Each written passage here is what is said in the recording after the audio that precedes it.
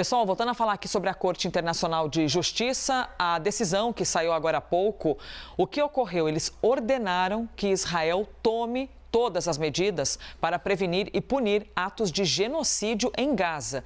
Michel Gavendo vem aqui conversar com a gente. Michel, é algo tão sensível, né? Porque a gente está falando de uma ocorrência, de um fato que começou com um ataque terrível por parte de um grupo radical no último dia 7 de outubro.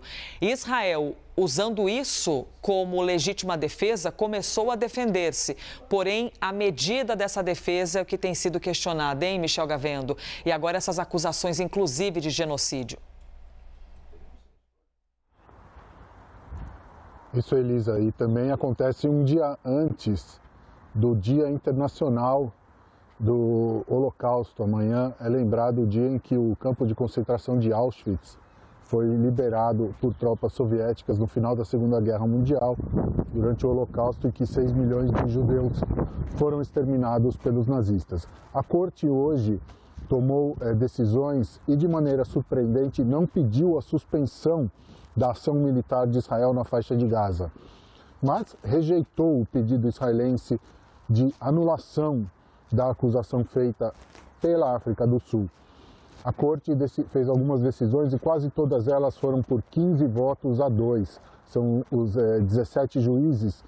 Então a Corte pede para Israel impedir atos de genocídio, impedir também incitação, quer dizer, que políticos e pessoas em Israel incitem, peçam o genocídio, peçam o extermínio de palestinos.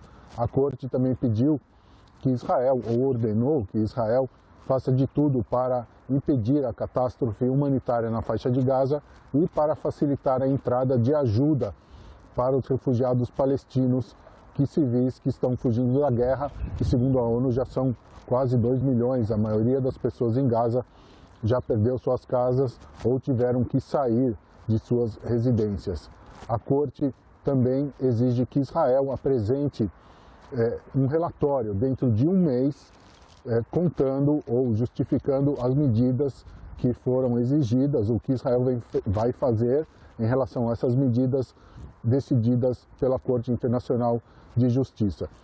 Havia uma expectativa de que a Corte pedisse que Israel suspenda as ações militares, isso não aconteceu, mas de qualquer maneira a Corte Internacional disse que é sim a jurisdição, disse sim que tem o direito de analisar o caso, a acusação de genocídio feito pela África do Sul. Isso é uma discussão que deve durar muito tempo, mas a partir de agora já foi lançada então essa discussão sobre a faixa de Gaza, colocando mais pressão ainda sobre Israel em relação às ações do exército na faixa de Gaza. Israel diz que apenas se defende, que faz de tudo para evitar a morte de civis e que o Hamas também deve ser responsabilizado pelo alto número de civis mortos. Segundo o próprio Hamas, são 70% dos 26 mil mortos na faixa de Gaza são mulheres e crianças.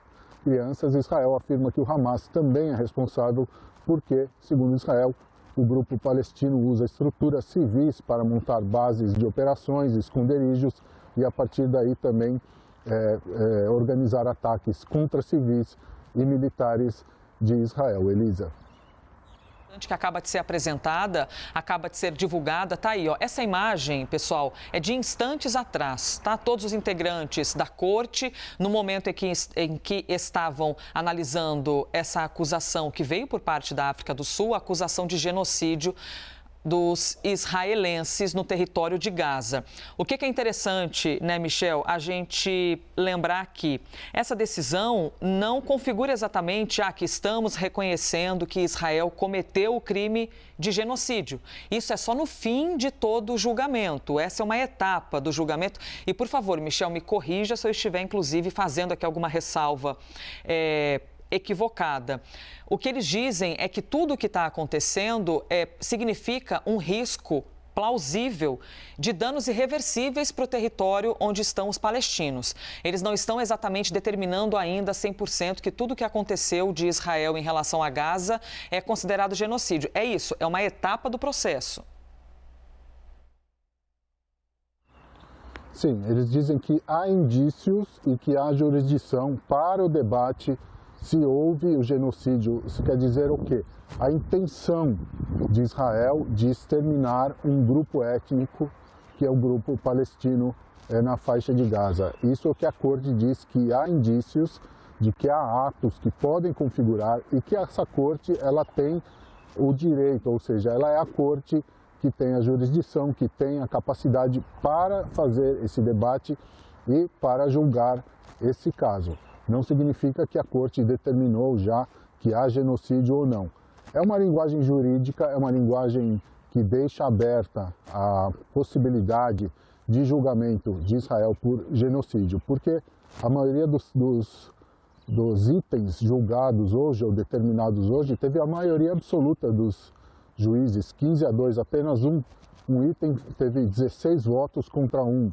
Então, por enquanto, a corte diz que Israel deve fazer o máximo para evitar o genocídio, deve impedir que provas de atos que indiquem o genocídio sejam destruídas na faixa de Gaza, deve impedir que a situação humanitária piore e também deve facilitar a entrada de ajuda humanitária na faixa de Gaza.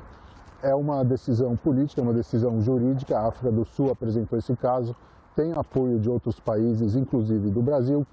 Israel, do seu lado, tem apoio da Alemanha e da Grã-Bretanha, pelo menos.